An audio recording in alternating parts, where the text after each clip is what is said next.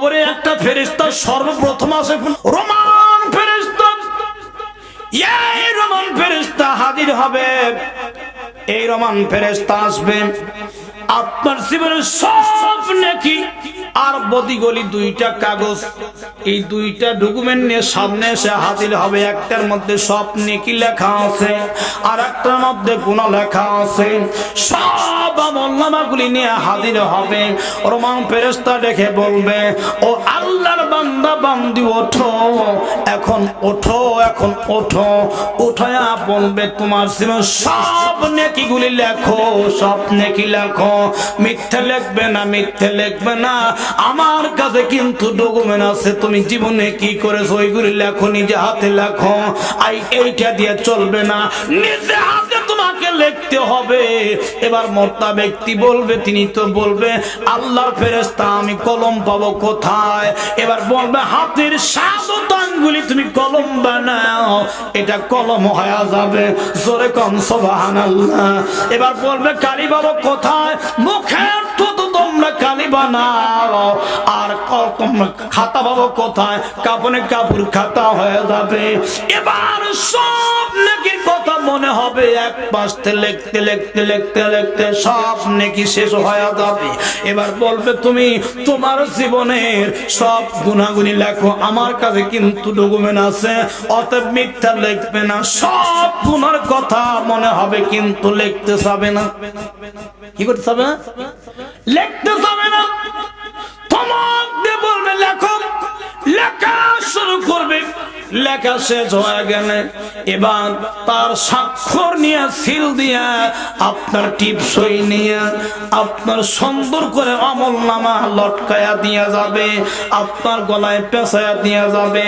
কবর সবচেয়ে কঠিন জায়গা, যেখানে কোনো সাথী নাই, কোনো বাতি নাই। কথা কোন ঠিক কিনা? বাবাই গেছে, দাদাই গেছে, আপন জনরা কবরে চলে গেছে। আমার যেন কখন মরণের ডাক আসে, আমার আপনার সামনে কখন যেন মালাকুল মউত চলে আসে। হতে পারে এটাই জীবনের শেষ একটা মাহফিল। কথা বলুন ঠিক কিনা? কত বক্তা দেখলাম, পেপার পত্রিকা দেখলাম, খবরে শুনলাম, ওয়াজ করতে করতে দুনিয়ার থেকেই চলে গেছে। আমার কাউসারি সাহেব চলে গেল। আরে ওয়াজ করে নামছে, নামার পরে দুনিয়া থেকে বিদায় হয়ে গেল। আর কথা বলতেও পারল না, বাড়িতেও ফিরতে পারল না, সয়া ফিরে আসলো। কথা বলুন ঠিক কিনা? ওই মরণ আমাকে আপনাকে একদিন ধরবে কি ধরবে না? জোরে কম, ধরবে কি ধরবে না? তাহলে কবরে আমাকে আপনাকে যেতে হবে, কবরের সামানা তৈরি করে আমাকে আপনাকে কবরে যেতে হবে। কথা বলুন ঠিক কিনা? যারা রাসূলকে ভালোবাসবে, মহব্বত করবে, ওই ব্যক্তি যখন মালাকুল মউতের সামনে পড়ে যাবে, আজরাইল যখন তার সামনে আসবে, এবার আমার রাসূলকে দেখে দেখে তারা পড়বে, লা ইলাহা ইল্লাল্লাহ মুহাম্মাদুর রাসূলুল্লাহ। বন্ধুগণ আমার, ভাইরা আমার, তাহলে কবরে আমি আপনি যাব যদি নেকামল নিয়ে মরতে পারি, রাসূলের প্রেম নিয়ে মরতে পারি, তাহলে কবরের সঙ্গে কালেকশন হবে জান্নাতের। সুবহানাল্লাহ, জোরে কর। আমরা কবরে যাব, কবরে একটা ফেরেশতা সর্বপ্রথম আসে। নাম কি বলেন তো দেখি? প্রথম একটা ফেরেশতা আসে, রোমান ফেরেশতা। এই রোমান ফেরেশতা হাজির হবে। এই রোমান ফেরেশতা আসবে, আপনার জীবনের সব নেকি আর বদিগলি দুইটা কাগজ, এই দুইটা ডকুমেন্ট নিয়ে সামনে এসে হাজির হবে। একটার মধ্যে সব নেকি লেখা আছে, আর একটার মধ্যে গুনাহ লেখা আছে। সব আমলনামাগুলি নিয়ে হাজির হবে। রোমান ফেরেশতা দেখে বলবে, ও আল্লাহর বান্দা বান্দি ওঠো, এখন ওঠো, এখন ওঠো। উঠায়া বলবে, তোমার জীবন সব নেকিগুলি লেখো, সব নেকি লেখো। মিথ্যে লিখবে না, মিথ্যে লিখবে না। আমার কাছে কিন্তু ডকুমেন্ট আছে, তুমি জীবনে কি করেছো ওইগুলি লেখো, নিজে হাতে লেখো। এইটা দিয়ে চলবে না, নিজে হাতে তোমাকে লিখতে হবে। এবার মর্তা ব্যক্তি বলবে, তিনি তো বলবে আল্লাহর ফেরেশতা আমি কলম পাবো কোথায়? এবার বলবে হাতের 7 আঙ্গুলে তুমি কলম বানাও, এটা কলম হয়ে যাবে। জোরে কোন সুবহানাল্লাহ। এবার বলবে কালি পাবো কোথায়? মুখের তো তোমরা কালি বানাও।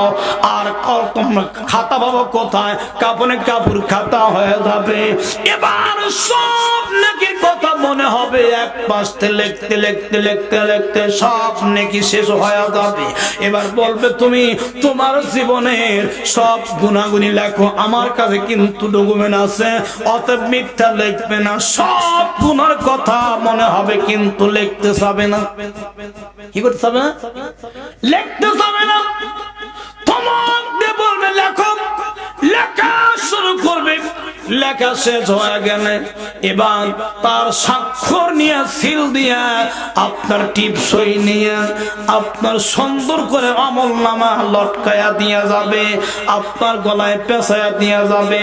বন্ধন আমার বাইরে আমার, তাহলে জীবনে যদি নেকি বেশি করে থাকি তাহলে গুনার পাল্লা হালকা হয়ে যাবে।